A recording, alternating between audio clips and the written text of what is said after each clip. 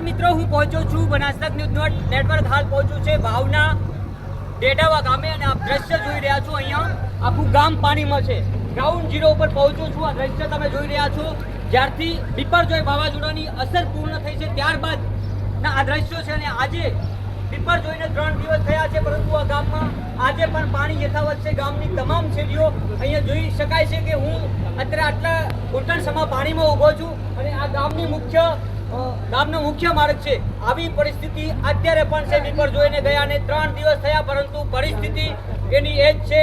અત્યારે હાલ જ્યારે અહીંયા મીડિયા પહોંચું ત્યારે તંત્ર પણ અહીંયા પહોંચ્યું છે અને અત્યારે આ જ ગામના અનેક યુવાનો ભાવ મામલતદાર ખાતે રજૂઆત કરવા ગયેલા હતા. ત્યારબાદ અહીંયા મામલતદાર પણ પહોંચ્યા છે અને હાલના તમને સીધા દ્રશ્યો બતાવવાની હું કોશિશ કરી રહ્યો છું કે હાલમાં આ ડેડાવા ગામની આવી પરિસ્થિતિ છે. અહીંયા આપ જોઈ રહ્યા છો આ ઉત્પાદન સહકારી દૂધની મંડળી છે, એમાં પણ પાણી ભરાયેલા છે અને સીધા આ બાજુના દ્રશ્યો તમામ જે ગલીઓ છે એ ગલીઓ હાલમાં પાણીમાં ગરકાવ છે. આખું ગામ કહી શકાય કે પાણીમાં ગરકાવ છે. જે દ્રશ્યો સર્જાયા છે આ બિપરજોય વાવાઝોડા બાદના દ્રશ્યો છે અને આ તમામ દ્રશ્યો અહીંયા પણ આપ જોઈ રહ્યા છો. આ ઇલેક્ટ્રિક જે ડીપી છે ગામની એ પણ પાણીમાં ગરકાવ છે. એટલે કહી શકાય કે આ ગામમાં ઇલેક્ટ્રિકની જે વીજળી છે તેને લઈને પણ મોટા સવાલો ઊભા થઈ રહ્યા છે. ખાસ કરીને આ તમામ ગામજનોના લોકો તમે સીધા દ્રશ્ય બતાવીશ કે આપ સામે દ્રશ્ય બતાવવાની કોશિશ કરીશ. મારા સાથી મિત્રને કહીશ કે આવી પોઝિશન છે હાલમાં આ તમામ લોકોની. જે ગામ લોકો હાલમાં જે પરિસ્થિતિનો સામનો કરી રહ્યા છે ખરેખર બહુ ગંભીર કહી શકાય તંત્ર માટે, કારણ કે આ ડેડાવા ગામમાં આજે 3 દિવસ બાદ પણ અહીંયા સ્થિતિ યથાવત છે અને આ યથાવત સ્થિતિને લઈને હાલમાં જ્યારે મીડિયા અહીંયા પહોંચ્યું છે ત્યારે તંત્ર પણ પહોંચ્યું છે. મારી સાથે આ ગામના એક વડીલ જોડાયા છે. કાકા, શું કહેશો, કેવી પરિસ્થિતિ છે? અમારો કરો છે લોન છે, મારી પૈસા છે, આમ પાણીમાં છે. શું અમારું કાંઈ કોઈ બાબતનું અમારે રીબુક નહીં, કેવી રીતે રહેવું હોય? કાકા શું કહેશો? અમારા ગામમાં 10 સાલ આવું જ હોય છે. 1 મિનિટ તમારી પાસે આવશું. આપ જોઈ રહ્યા છો સીધા આ દ્રશ્યો. આ માળી છે અહીંયા અને આ પીવાના પાણી ભરવા માટે જઈ રહ્યા છે. કે ક્યાંથી આ પાણી ક્યાંથી લાયા મળી? અને અત્યારે આ જ પરિસ્થિતિમાં પાણી જ નથી આવતું ઘરે પીવાનું. આ તમે ક્યાંથી લાયા? આટલા પાણીમાં જવું પડે પાણી ભરવા માટે?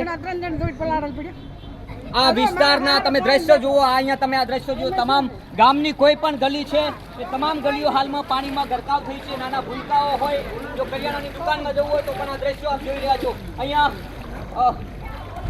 મારી સાથે એક બીજા કાકા, ક્યાં જાઓ છો? ક્યાં જાઓ છો? કટુ ઉપાડવા. પણ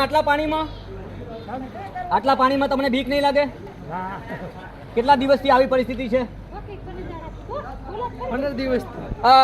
જોઈ રહ્યા છો અહીંયા તમામ આ બાળકોને બતાવવાની કોશિશ કરી. જે રીતના દ્રશ્યો છે આ ઘરના દ્રશ્યો છે. અહીંયા તમે જોઈ રહ્યા છો. આ એ જ તમામ દ્રશ્યો બતાવવાની કોશિશ કરી. સામે જે દ્રશ્યો સર્જાયા છે આ વાવ તાલુકાના ડેડાવા ગામ અત્યારે આવી વિપરીત પરિસ્થિતિમાં આખું ગામ જીવી રહ્યું છે. છેલ્લા કેટલાક સમયથી શું લાયા તમે? કાકાને મદદ કરી રહ્યા છો. શું લાયા? કરિયાણાની દુકાનથી આવો છો અને આટલા પાણીમાં કેટલા દિવસથી છો તમે?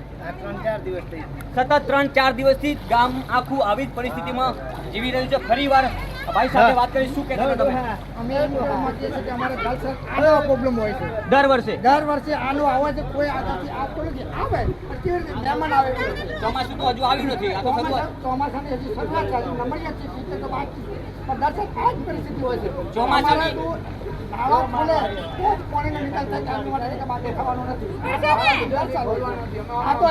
આ તો હજી માત્ર ટ્રેલર છે. આખું પિક્ચર તો ચોમાસું બાકી છે. આ જો 2 દિવસના વાવાઝોડે આવી તારાજી સર્જી હોય. અમારી ક્યાં જાવ છો તમે? પાણી કેટલા દિવસથી આવી પરિસ્થિતિ છે? કઈ કહો સરકારને આ જલ્દી રિપેર કરી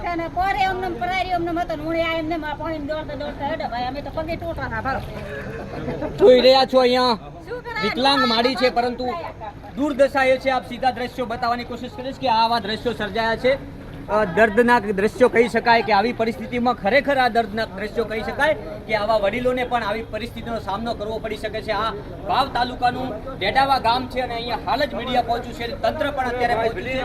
પાણી નીકાળવાની કામગીરી શરૂ થઈ છે, પરંતુ દર વર્ષે આવી સ્થિતિ હોય તો અત્યારે જે તંત્ર કામ કરી રહ્યું છે એનાથી કંઈ થવાનું નથી. માત્ર લોકોને બતાવવા માટે કે અહીંયા ગ્રાઉન્ડ ઝીરો પર તંત્ર મથી રહ્યું છે, પરંતુ તંત્ર દ્વારા આ શક્ય નથી, કારણ કે આ દર વર્ષે આવી સ્થિતિ સર્જાય છે. એટલે કહી શકાય કે આના માટે ખરેખર પૂરું આખું ગામનું સર્વે કરવું જોઈએ, ક્યાંથી પાણીનો નિકાલ થઈ શકે અને એ જ રીતે આને પાણીનો નિકાલ થશે, કારણ કે આ ગામ દર વર્ષે આવો સામનો કરતું હોય છે.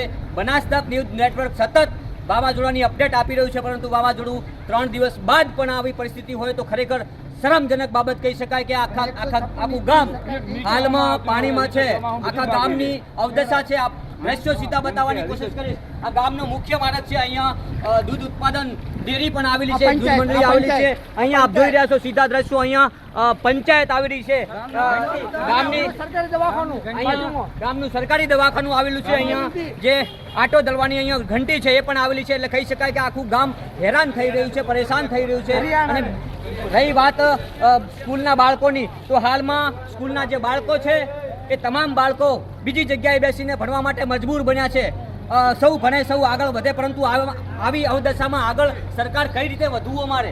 આ જ બાળકોને હાલમાં સ્થિતિ એવી કપરી છે કે તમને તમામ દ્રશ્યો બતાવવાની હું કોશિશ કરીશ કે હાલમાં જે દ્રશ્યો સર્જાયા છે ડેડાવા ગામમાં ભયાનક દ્રશ્યો છે. કારણ કે આજે 3 દિવસ થઈ ગયા વાવાઝોડાને નીકળ્યાને, પરંતુ આજે સ્થિતિ એ જ છે.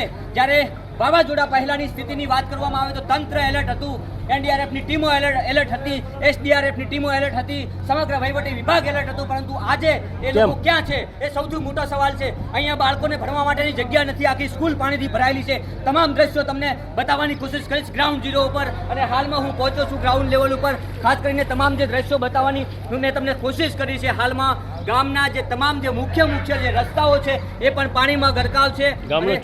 ગામનો આ મુખ્ય ચોક છે એ પણ પાણીમાં ગરકાવ છે. પાછળ પંચાયત છે, અહીંયા વીજ પોલ આવેલો છે, ડીપી આવેલી છે, અહીંયા જે ઘંટી છે લોટ દળવાની એ છે, અને આ બાજુ બનાસ ડેરીની જે મંડળી છે એ આવેલી છે. કહી શકાય કે અહીં સાંજે પશુપાલન સાથે સંકળાયેલા લોકોની પરિસ્થિતિ શું હશે એ આનાથી સીધા તમને દ્રશ્યો બતાવવાની હું એટલે જ કોશિશ કરી રહ્યો છું કે તંત્ર ખરેખર અહીંયા જ કામ કરવાની જરૂર છે. કારણ કે આવા એવા અનેક ગામડાઓ છે હાલમાં સરહદી વિસ્તારમાં જે કે આજે પણ પાણીમાં ગરકાવ છે. આવનારો સમય હજી ચોમાસું બાકી છે, તેની પહેલા આને વ્યવસ્થિત કામ કરવામાં આવે, તંત્રને જગાડવાના હું સતત પ્રયાસો કરતો રહીશ. જે તંત્રના કાન પકડવાના હશે તો હું પકડતો રહીશ, પરંતુ આ જે સ્થિતિ છે આ સ્થિતિને ઝડપી વ્યવસ્થિત કરવામાં આવે તેવી આ લોકોની માગણી છે અને મારી બનાસતક ન્યૂઝ નેટવર્કની અપીલ છે.